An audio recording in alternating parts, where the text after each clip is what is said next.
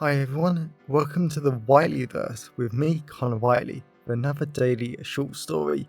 Now, before I start today's story, please remember to like, comment and subscribe to the channel so you don't miss any new content, and the engagement really helps the Whiteleyverse with the YouTube algorithm. Also, if you want to buy this short story and any of my other fiction, then they're available from all major ebook retailers and at your local bookstore and local library if you requested, and you can order paperback copies from Amazon. Now, here's today's short story. I hope you enjoyed just as much as I did writing it. Irresistible temptation. In case you think all us Incubi are the same, we are not. Sure, I like sex, kissing and making out with cute men as much as the next demon. But I am not a monster, well, not completely.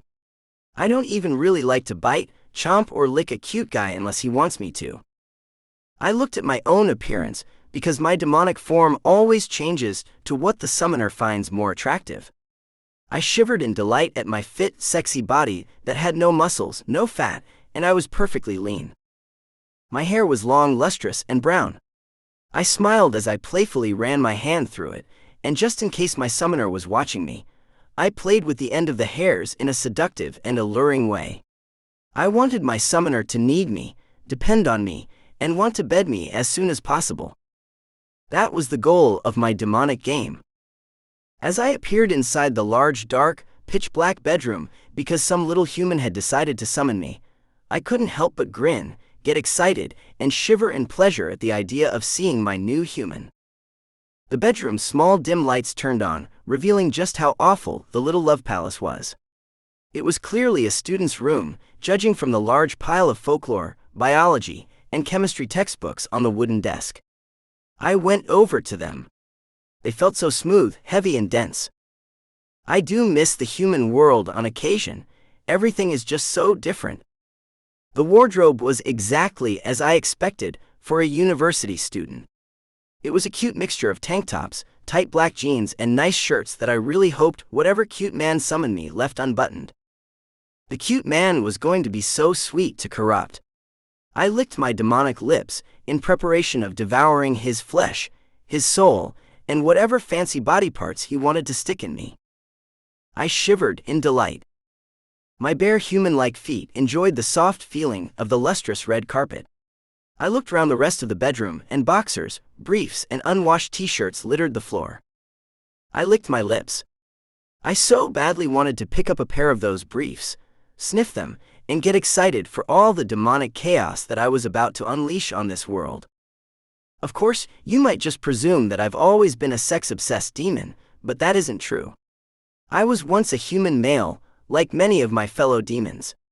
I was a good man who worked as a support worker helping other people recover from addiction. I read for the blind, and I volunteered for the local soup kitchen. A lot of my friends said I simply enjoyed sex way too much. I disagree. Sex is amazing, fun, and you can so much pleasure from the simple act. So when a demon asked me if I wanted to have mind-blowing, intense, and deep sex for the rest of my demonic life, well, how could anyone refuse? It was a simple choice, really. So you're the demon I summoned, a man said. I looked at the bed, I cocked my head and I grinned at him. The cute little man was far younger than I would have predicted. He looked barely 20 years old with his long brown hair, fit lean body, and he was topless.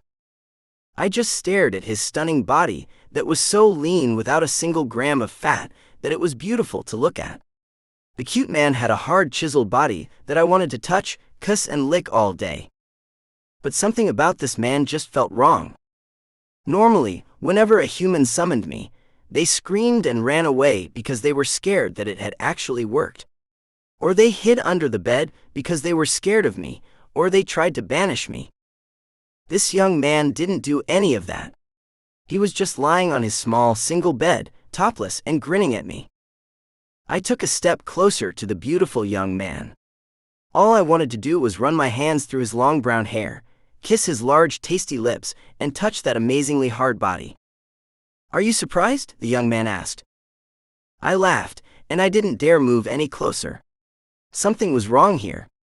This young man was hot. He had summoned me, and it didn't feel like a demon himself, but something was off. I just couldn't work out for the life of me what it was. A little, I said, running my hands down my fit body. It's rare for a human to be lying on the bed waiting for me. I pulled down my black jeans slightly, and the young man grinned at me and leant forward, almost like he wanted to see what I was packing down there, and what would soon be deep inside him. I suppose you know how this works, I said, giving him a killer smile that would melt even the hearts of gods. We make a deal. I give you whatever you want in exchange for something I want. I don't want sex, for now. I cocked my head, I paced round, and made myself move my fit hips in a way that showed off my nice ass. I could already sense the young man staring at my ass as I moved. I just didn't understand this young man. He was clearly aware of demons because he had summoned me, and he wasn't running away, and he clearly understood how Incubi worked. And yet he did not want to have sex with me.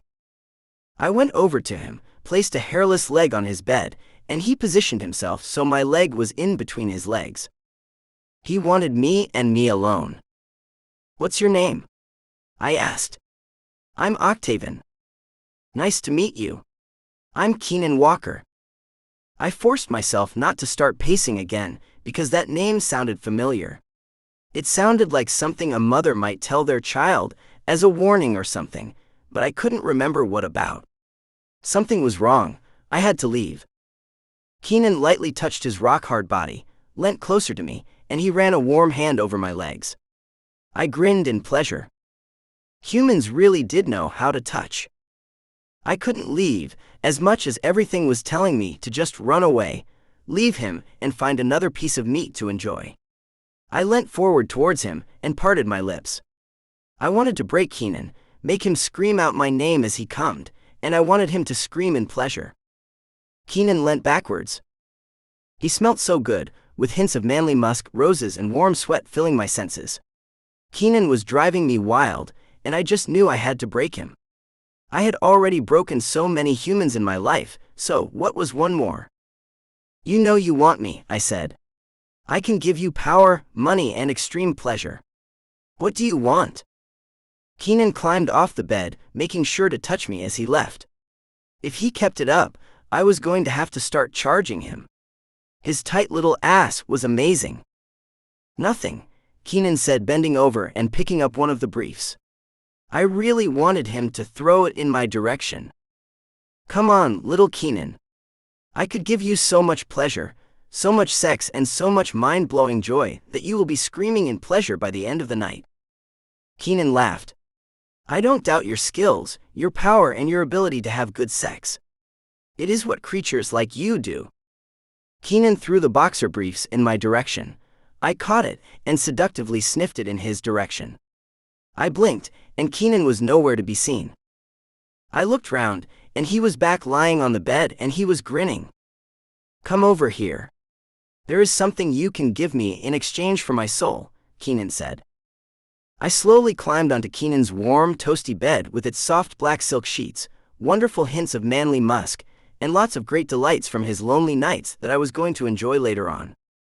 I laid next to Keenan, and he was so close to me that I loved the feeling of his body warmth against mine. There Keenan was, all that flesh, life force, and sexual tension just there for the taking. I needed to break him. Keenan ran a hand over his lean, hard body, and I just couldn't help but watch him. He was such a tease, such a player, and I needed him.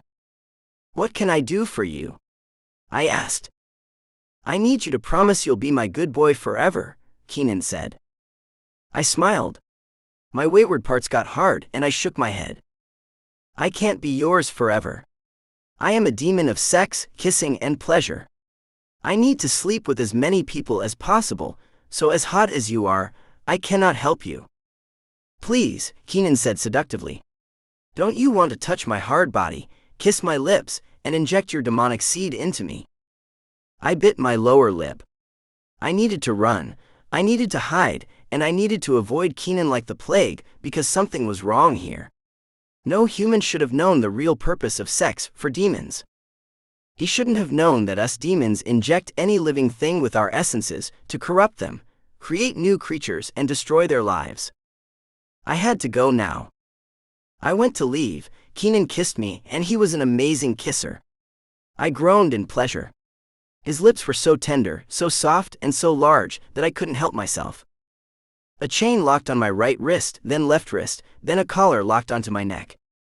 Keenan broke the kiss, got off the bed, and finished attaching the chains to my ankles. My eyes widened. I was so confused, and I was so turned on at the same time. I went for Keenan. The chains burnt red hot, and I screamed in agony.